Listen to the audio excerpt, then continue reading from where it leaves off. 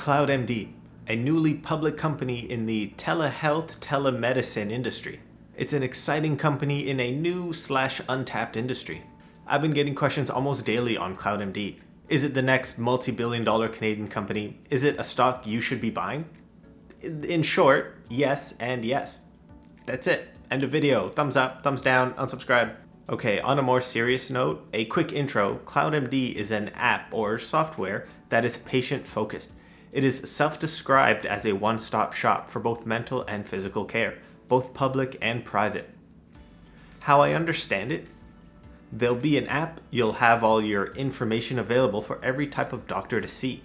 You'll do a virtual diagnosis with an AI nurse, and if you need further care, you'll be booked for an in-person appointment with a specialist. This saves the patient time from taking a day off work, calling for an appointment, showing up 3 days later, meeting a doctor, getting diagnosed, then meeting a specialist 3 weeks later. Or if you're in Canada and you need an MRI on your right shoulder, 9 months later. They're currently only operating in British Columbia and Ontario in Canada, but they plan on expanding to the rest of Canada within the next 12 months and into the US very, very soon. They want to revolutionize the way healthcare is delivered. And if you watch my previous video on well health technologies, I took a jab at the Canadian healthcare system, calling it prehistoric and in dire need of an upgrade. And I stand by that statement. The telehealth industry is estimated to be a $4 trillion industry. The CEO recently mentioned that the 2020 pandemic moved the telehealth industry forward by 10 years. From the adoption rate of the app to the drastic change from the brick and mortar to online based changed almost overnight. What's great about CloudMD is that they just didn't string up this idea because of the 2020 pandemic. They saw the need for this years ago. They had the software and the infrastructure in place years ago. They saw the need, they had the desire, and started building it. It's just convenient that the recent pandemic brought the telehealth industry to the forefront of everyone's mind. I've used the app both on my phone and on their website. It's very basic. It appears to be working as intended, but obviously it'll change and grow with time. Let's quickly go through some numbers, and then I'll tell you why numbers aren't as important this time around, as dumb as that sounds. Taking a look at their ticker, they're currently trading at $2.06 per share. This is a penny stock, pretty much. The market cap is $271 million. That is a very, very small amount when you think of some of the larger tech companies worth hundreds of billions. They only went public a few months ago, I believe June 5th, 2020. Earnings per share, negative, but this doesn't matter. Price to earnings ratio, again, doesn't matter. You shouldn't be looking at the PE ratio of a company like this. It doesn't matter at this point. We're not looking to see how the company is valued now. We know this company is looking for massive, massive growth, both organically and through acquisitions. We're looking for future value, not current value, and I can prove it. We'll take a look at another high growth company, Shopify. They went public around 5 years ago. What do you notice here? PE ratio, not applicable, doesn't exist. What does that mean? You can't have a price to earnings ratio when you don't have any earnings. Shopify still reports a loss, and they're worth $172 billion, almost 1,000 times the market cap of CloudMD.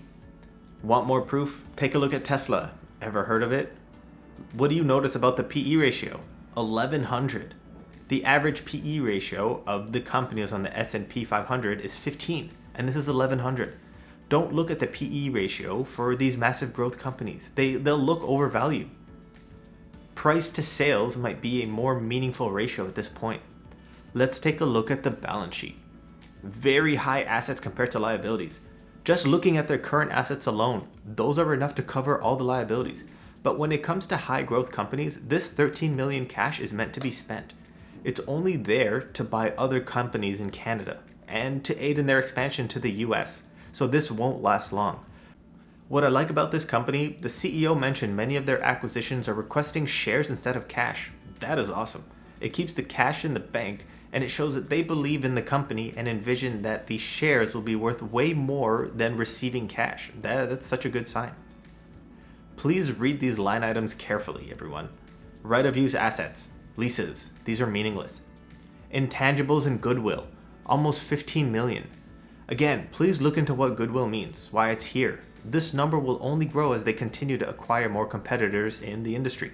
Please watch my last video where I break down 2 high growth stocks and where I talk a little bit about goodwill. This is meaningless. Let's take a look at the income statement. I'm loving the increase in revenue. around 170% increase in revenue over 1 year. Don't be too worried about the increasing net loss. This is to be expected. The costs to go public are astronomical, and the legal fees involved in going public and buying out competitors and running a rapidly growing company are high. This is to be expected for the next few years. Take a look at the gross profit, around 40%. That seems high, very high, which is great. It means that it doesn't cost that much to earn the revenue, but we can only judge this number if we compare it to their peers. Is everyone in the industry around 40%? If we take a look at Teladoc, in the same period, their gross margin is 61%, a lot higher than CloudMD. If we look at Well Health Technologies, their gross margin is also 60%. So in comparison to their peers, CloudMD appears to be spending more to earn their revenue. 40% is a great number, but when their peers are at 60%, this might be an indicator that the company will lag behind others in the industry, but it's still early days. Lastly, the most important item in my mind in a company is the cash from operating activities. With a new and growing company, I'm okay with this being negative. If they need cash, they can issue more shares. This isn't their focus for now. With a new company, we're buying it for future value. We're believing in the management's vision. So we're basically investing and trusting in management here. In my research for this video, I probably watched around 5 hours of interviews with Dr. Bassem Hamza, the CEO. I hope I said that properly. And I'm a believer.